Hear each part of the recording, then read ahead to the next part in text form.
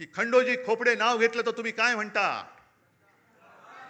सूर्याजी पिसाळ नाव म्हटल्यानंतर तुम्ही घेतल्यानंतर तुम्ही काय म्हणता. मग 400 वर्ष झाली तरी त्यांच्या कपाळावरचा गद्दारीचा शिक्का पुसला नाही. यांना किती वर्ष लागतील यांच्या कपाळावरचा शिक्का पुसायला, हे ज्यांनी विचारलं त्यालाच विचारा आता तू काय म्हणतोय.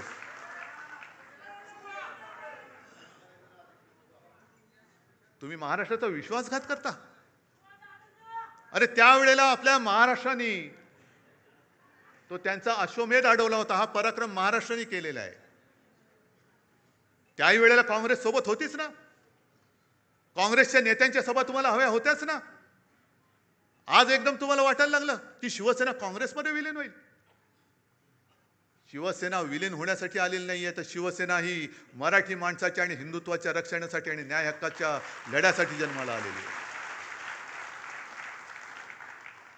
आणि मग काँग्रेसचा विषय काढलाच आहात तर तेही तुम्हाला सांगतो, काँग्रेसने सुद्धा आपल्याला छळलंच नाही म्हणतच नाही मी.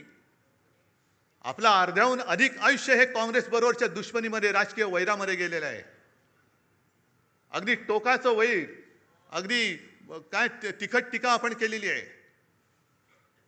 आणि टीका कोणासाठी केली? भाजप सोबत होता आपल्या म्हणून, भाजपसाठी म्हणून.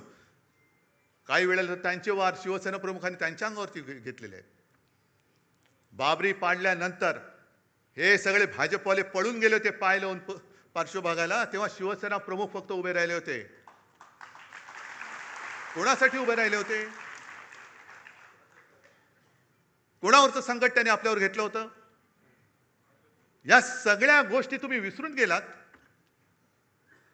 अगदी बाबरी पाडल्यानंतर सुद्धा आरोपी नंबर 1 का 2 हे आपले हिंदू हृदय सम्राट होते. मला वाटतं 1 नंबर अडवाणी, 2 नंबर शिवसेना प्रमुख.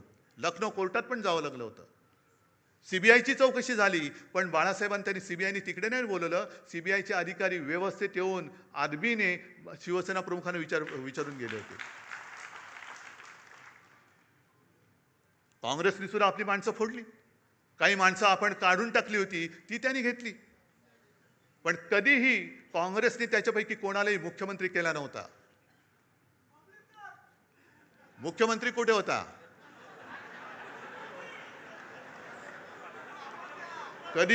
कधी काँग्रेसने आपल्याला छळलं असं छळलेलं नव्हतं.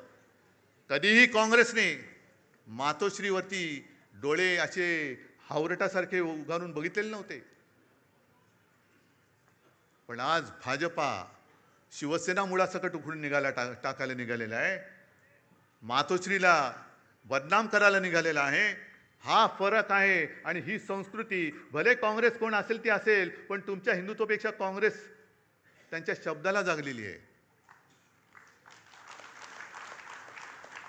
ज्या मातोश्रीने, ज्या बाळासाहेबांनी, कोण तुम्ही असाल, तडीपार होतात, कशासाठी तडीपार झाला माहिती नाही, आपला वाचव याला. तुम्ही काय केलंय, काही का असे नाही, असू दे त्याला, बसू दे त्याला. हे सगळं बाळासाहेबांनी सोसलं, भोगलं. त्याची फळं तुम्ही आम्हाला दाखवताय. राजकारण हे एवढं गढूळ कधीच झालेलं नव्हतं. खरं म्हणजे राजकारणामध्ये 2 माणसं इकडे तिकडे गेली, 4 माणसं, हे ठीक आहे, पण पक्ष तुम्ही संपवायला निघालेला आहात. ज्या